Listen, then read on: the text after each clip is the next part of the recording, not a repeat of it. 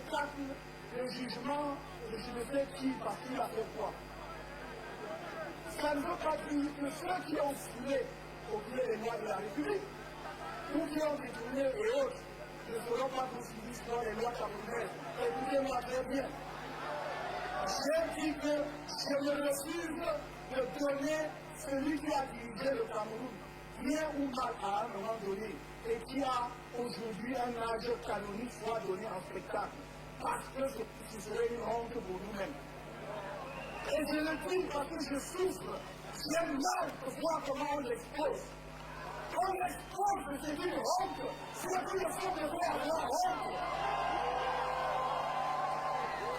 Ce n'est pas seulement pour sa famille, ce n'est pas seulement pour son parti politique, c'est pour nous tous le Cameroun. Quand on peut l'humilier à ce point, une personnalité, même nous en Afrique, même si on n'avait pas dirigé le Cameroun, personne n'a le droit de donner en spectacle un homme de cet âge. C'est comme ça qu'il y a dans notre tradition. C'est une honte. Mais c'est une honte pour nous tous. Et nous ne devons plus accepter cela. C'est pour cela que j'ai dit qu'il aura toute ma protection. Pour ce cas-là, vous pouvez être contre moi, j'assume, mais il aura ma protection. Il aura ma protection. C'est mon engagement. Il aura ma protection. Voyez-vous, quand je dis ce que je dis, je rêve que le Cameroun surprenne le monde entier en octobre prochain, en rendant possible une alternance pacifique par les humains. Je rêve que c'est possible, parce que tout le monde voit la catastrophe au Cameroun, tout le monde prédit la guerre civile, tout le monde croit que le pays sera à feu. Nous pouvons étonner le monde en faisant une élection qui permette aux Camerounais de choisir effectivement celui qui a gagné et qui va diriger. Mais je ne suis pas dupe quand je dis cela, parce que je sais qu'il y a des radicaux au sein du système, il y a des extrémistes au sein du système, qui pensent que cela n'arrivera jamais de leur vivant. Mais à ce moment-là, à l'impossible, nul n'est tenu. Lorsqu'un peuple est contraint à la légitime défense, il doit exercer sa légitime défense. Et c'est pour cela que j'ai toujours dit, j'aimerais tellement que chacun écoute Suringa de mon idole, Richard Bona. Notez, c'est S-H-U-N-I-N-G-A. Allez taper, écoutez. Vous pouvez choisir cette musique, qui est une musique d'élévation. Mais vous pouvez aussi choisir une musique saccadée. Hein? Vous pouvez aussi choisir une musique saccadée. On danse en gratuit. C'est à lui de choisir. Et j'ai dit, on dansera sur la musique que les autres vont mettre. Nous aussi on fait danser. Toutes les musiques on va danser. Le Cameroun, c'est notre pays à nous tous. Vous avez vu que je n'ai pas perdu le temps sur la question de savoir si je serai candidat ou pas. Parce que c'est un faux problème. On perd le temps avec ça. Donc, il n'y a aucun obstacle juridique, je dis bien aucun, à ma candidature à la prochaine élection présidentielle.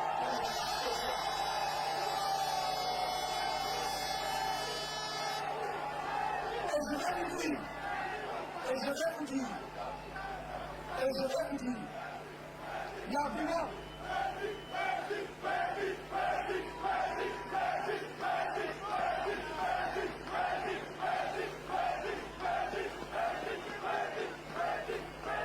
Merci.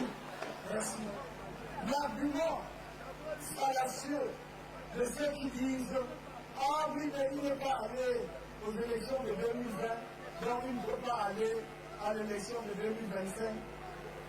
je ne veux pas être discourtois. Vous savez très bien que je suis assez poli. Mais je dirais simplement, et je conseillerais vivement à ces personnes, d'aller chercher un juriste. Non pas ceux qui squattent les plateaux de télévision et qui ne comprennent rien au droit, mais même à l'étranger, pour qu'ils leur expliquent. Il n'y a aucun obstacle à ma candidature. Je vous l'ai dit ici. J'ai l'impression parfois que nos amis qui passent leur temps dans les cabinets noirs à voir comment créer des difficultés aux gens avaient pensé que le fait pour nous de ne pas aller aux élections de 2020, les carottes étaient petites. Et après, ils se sont rendus compte que malgré tout, il y a fait des élections en 2025, législatives et municipales en février. Ils ont dit, mais on va faire comment? Ils ont violé la Constitution pour envoyer les élections en 2026. Ils croyaient que c'est réglé. Ils croyaient que c'est réglé. Sauf que, comme l'ont montré l'excellence du ministre par ailleurs, la combinaison de l'article 121 et les dispositions de l'article 15 alinéa 3 de la Constitution rendent possible ma candidature. Alors du coup,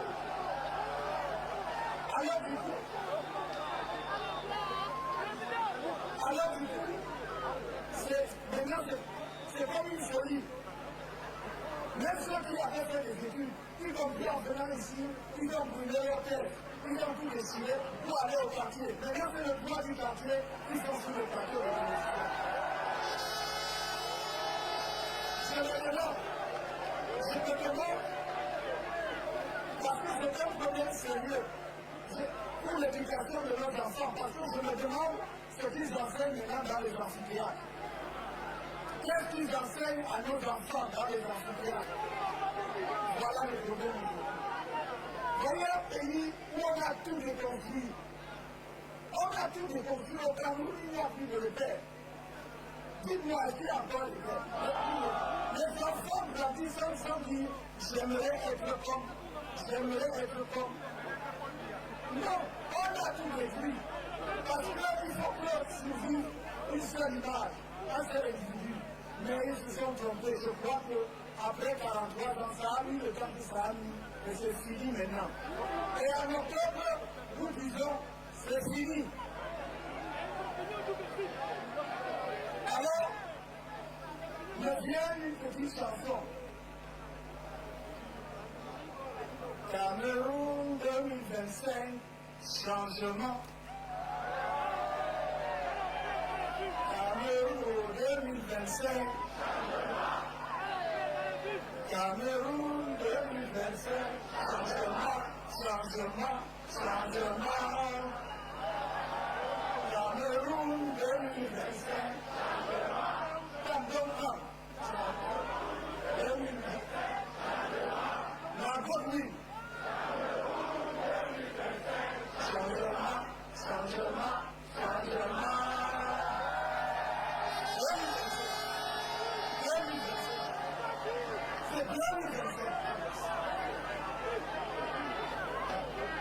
Vous voyez, nous devons mettre un terme à ça.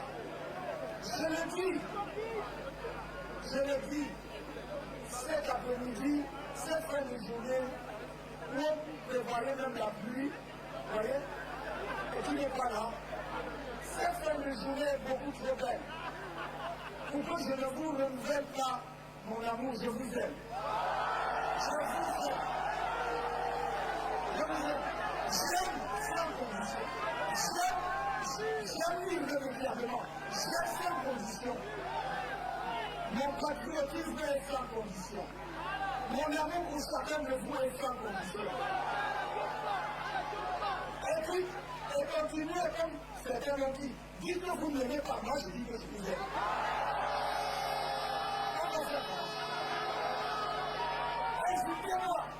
Insultez-moi, ça ne change rien. Ça ne change rien. Je voudrais que vous compreniez une chose. Comme chacun de nous, se sera un peu débarrassé des autant lui dans la tête. Pour dire, mais au fond, quand on dit qu'il n'y a pas d'électricité là, est-ce que donc quand je dis que oui, voilà, tout va bien, il n'y a pas d'électricité chez le voisin et il y en a chez moi? Non? Est-ce qu'il y a l'eau chez le voisin? Il n'y a pas l'eau chez le voisin, il y a chez moi? Non? Quand nous vivons, voici un pays où un de nos compatriotes a été dépêché il y a 2 ans. Son corps est encore à la mort. Le reste de ses frères est encore à la mort. Est-ce que c'est une affaire d'un pays? Est-ce qu'on peut contre quelqu'un? Est-ce que c'est normal que ça se passe ici? Où est ma fille de vous?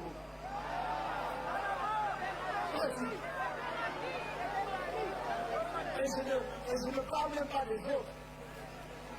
Mon camarade Pascal Zambo est en prison. Sa femme a été assassinée depuis 1 an. Son corps est à la mort, on n'a toujours pas dit qu'il a fait. Au contraire, on a attrapé, on a arrêté son fils pour dire que c'est lui qui est en prison. C'est ça que nous voulons. C'est pour cela que je vous dis, écoutez-moi très bien, mes chers amis, mes chers frères et sœurs.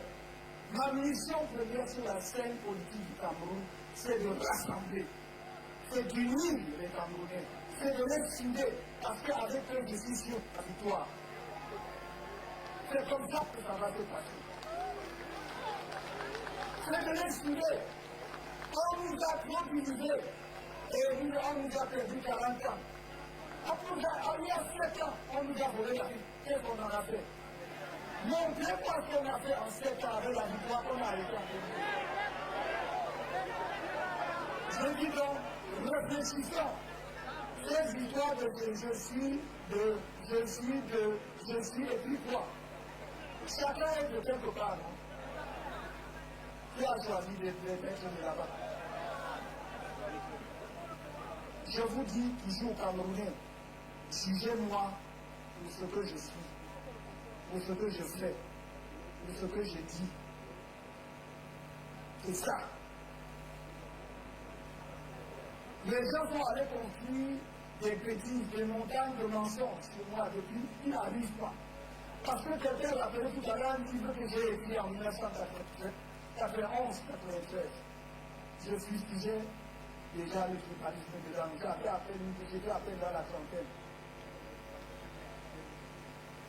Aujourd'hui, on fait un débat oiseux, un débat qui est très juridique sur le mandat impératif. J'ai écrit la question en 1996-97. Et ça corrobore ce que je disais aujourd'hui. Donc moi je crois que le moment est venu pour nous de récupérer notre pays. Nous devons récupérer notre pays.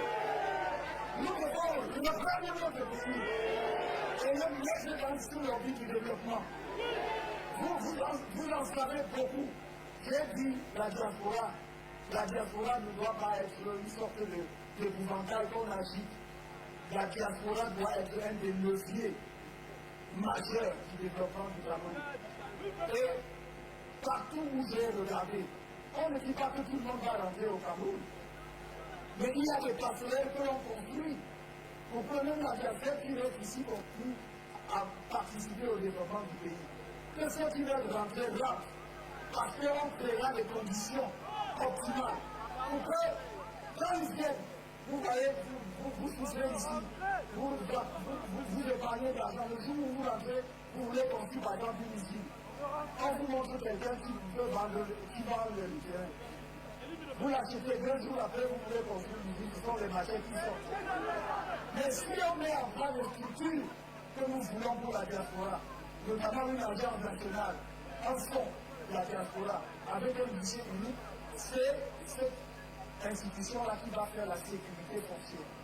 De façon à ce que lorsque vous achetez votre parcelle là-bas, vous êtes sûr que ça pousse. Je vois le gouvernement du Cameroun veut lever 200 milliards. Il n'y a pas longtemps, ils sont venus sur le marché des eurobonds. Ils ont emprunté de l'argent à 10,75%. Pour un État, c'est un taux usuraire. Parce qu'à la même époque, la Côte d'Ivoire et le Bénin empruntaient autour de 6%. C'était une 6%. Ça, c'est notre pays. Ce sont des réalités, ce sont des chiffres que je vous donne et je peux multiplier. Donc, quand on dit que le pays ne se porte pas bien, ce n'est pas comme si quelqu'un a inventé quelque chose. Je ne sais même pas ce qu'on a injecté dans le cerveau de certains de nos compatriotes pour qu'ils continuent à dire des bêtises. Et la plupart du temps, ce sont ceux qui souffrent le plus, qui n'ont rien, et qui se demandent qu'est-ce qui se passe. Mais il est temps de voir que mon peuple s'est réveillé, vous ne pouvez plus vous endormir. Cameroun 2025. Cameroun 2025. Cameroun 2025.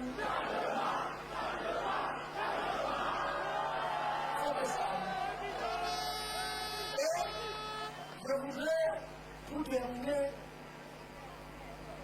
c'est la deuxième articulation de mon propos, vous dire ceci. J'entends souvent, et j'ai entendu en particulier, en 2024, les Camerounais disent le Sénégal nous parle.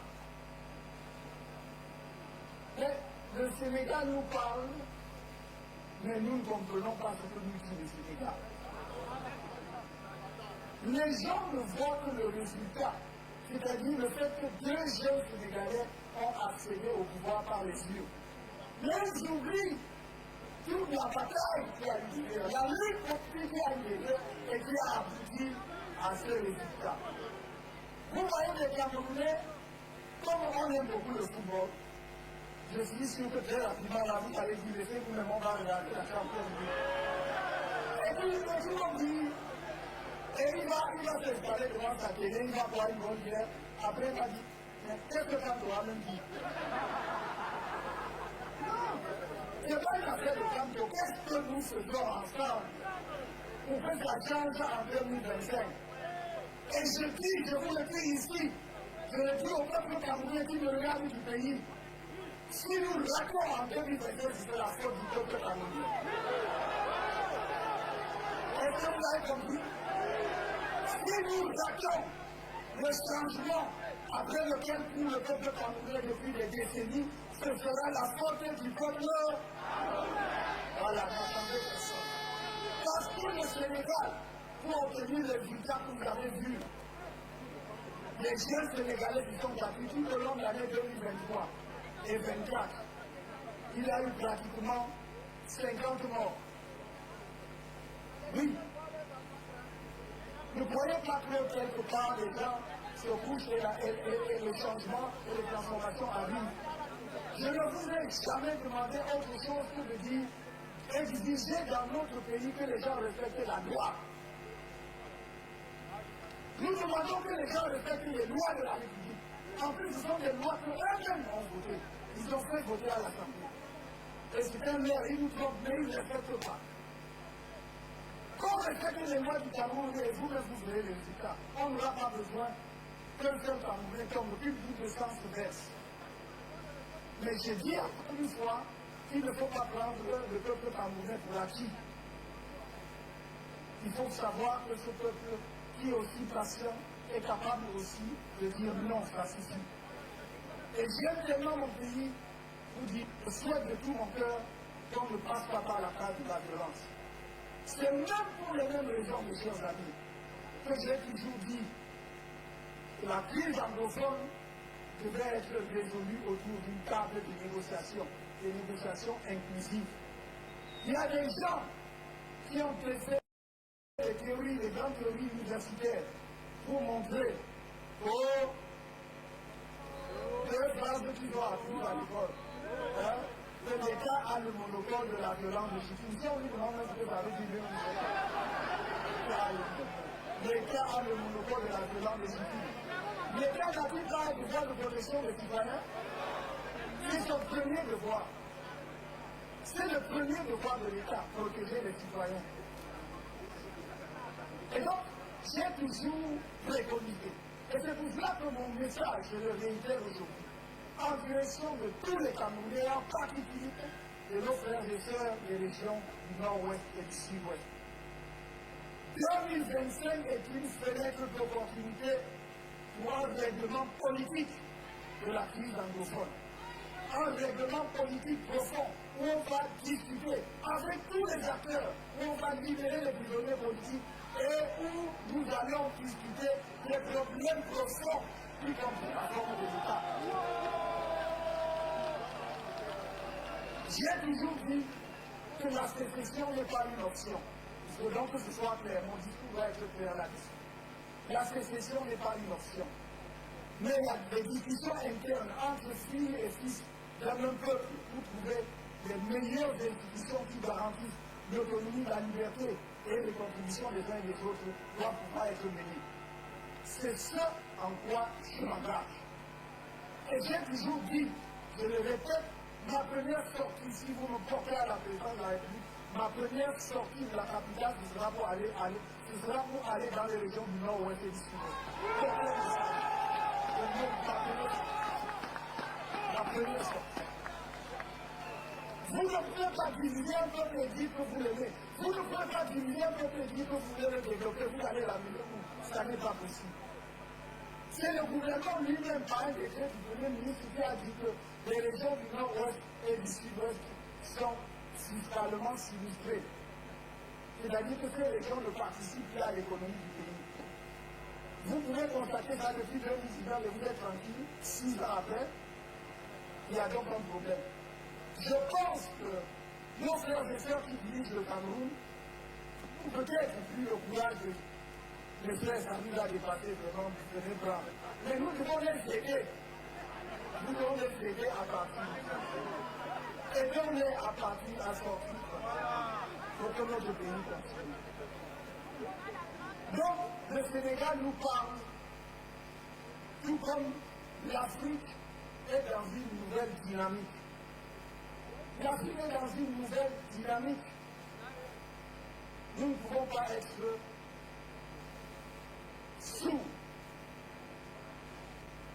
Je suis souvent surpris quand parfois certaines personnes tombent sur les pays africains à travers la Constitution, en réalité ne demandent que des évidences. En Afrique aujourd'hui, on dit, les pays disent nous voulons notre souveraineté. Et c'est comme s'ils avaient commis un crime. Et je dis, moi j'enseigne aux étudiants depuis toujours qu'un des attributs majeurs de l'État sur le plan international, c'est sa souveraineté. Mais donc, pour qu'un État demande sa souveraineté ou cherche sa souveraineté et tout ce qu'il y a de plus normal. C'est pour cela que je dis, arrêtons de nous faire peur. On a dit pendant longtemps que nous n'avions même pas les chemins de l'histoire. Maintenant que les Africains essayent de frayer leur chemin dans l'histoire, ça devient un problème. Je crois qu'il est important que nous comprenions une chose, et une fois pour toutes. Il y a le panafricanisme ne doit pas être un mot qui écorche la bouche.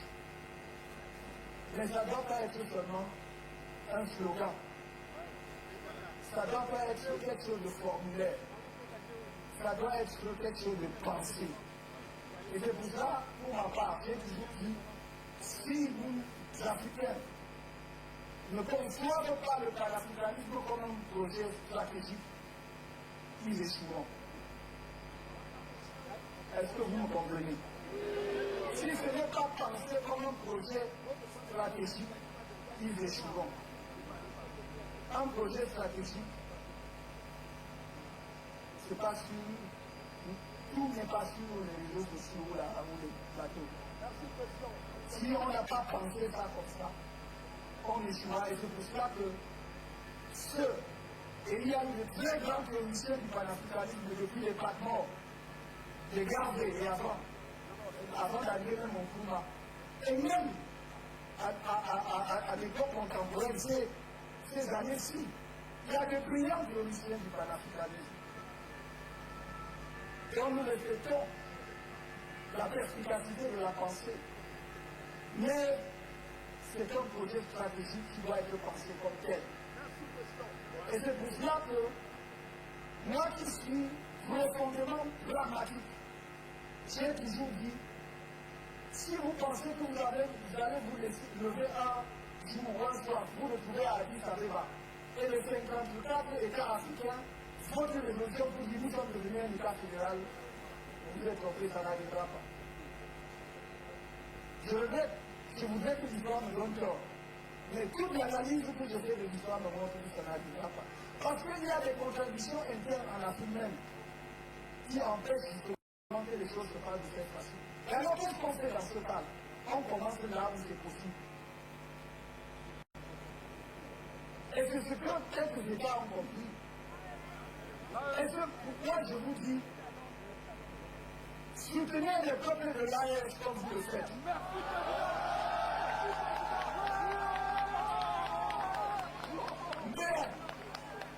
Mais soutenez aussi le peuple sénégalais. Soutenez aussi le peuple sénégalais. Vous avez tort de ne pas comprendre que la jeune équipe qui est au Sénégal joue dans une marge de manœuvre beaucoup plus étroite. Et si au lieu de les encourager, de les accompagner de diverses manières, vous voulez seulement asséner le fait qu'ils ont échoué et qu'ils n'ont pas fait comme les autres, alors vous les accompagnez plus sûrement vers l'échec. Soutenez le peuple sénégalais.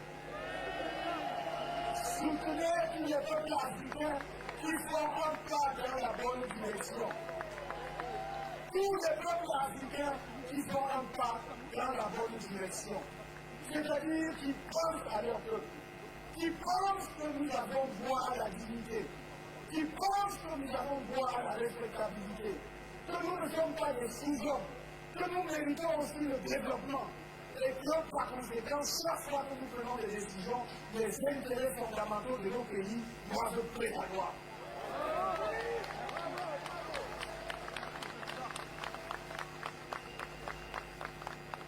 Quand j'ai dit cela, je crois que nous ne devons pas abuser du temps qui nous a été imparti. Permettez que je vous dise que à la diaspora, j'ai 3 messages pour terminer. Le premier message, c'est que nous sommes dans la bataille ultime. La patrie vous appelle. La patrie vous appelle. Assurez-vous que chacun, ici ou au pays, s'est inscrit sur les listes électorales et a retiré sa carte. La deuxième chose, moi je ne compte que sur le peuple camerounais pour le financement de ma campagne. Je ne compte que sur vous. Les autres ont le financement de l'État. Les autres ont le budget de l'État. Les autres ont les grandes entreprises publiques et privées, etc., etc. Moi, je compte sur le peuple camerounais. Alors, mobilisez-vous. Ce n'est pas tout le temps. Ce n'est même pas tous les 7 ans. L'élection présidentielle de 2025, ce n'est pas une élection comme celle qui se passe tous les 7 ans. C'est une élection qui joue les enjeux de l'avenir du Cameroun pour le demi-siècle qui vient. Et si vous avez compris, vous pouvez faire un effort exceptionnel. À circonstances exceptionnelles, effort exceptionnel.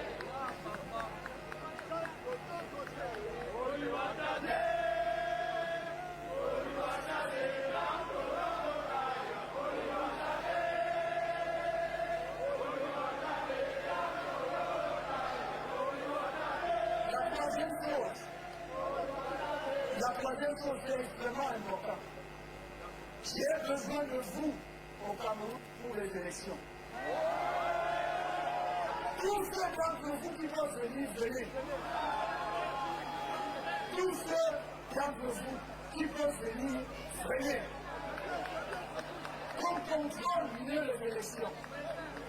Qu'on contrôle mieux les élections. Tous ceux qui peuvent venir, venez. C'est un message extrêmement important que je vous donne. Vous avez encore 4 mois de grâce préparée. Venez. Je suis sûr que vous ne viendrez pas tous. Mais si quelques centaines viennent, ça nous aidera beaucoup. Venez pour qu'on organise les élections. Venez pour qu'on défende les résultats.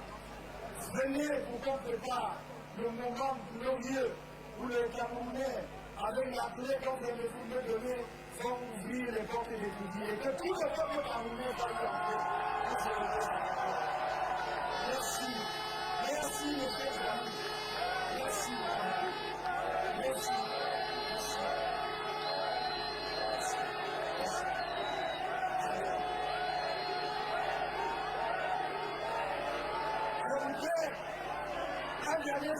Un dernier coup de chant. Je ne peux pas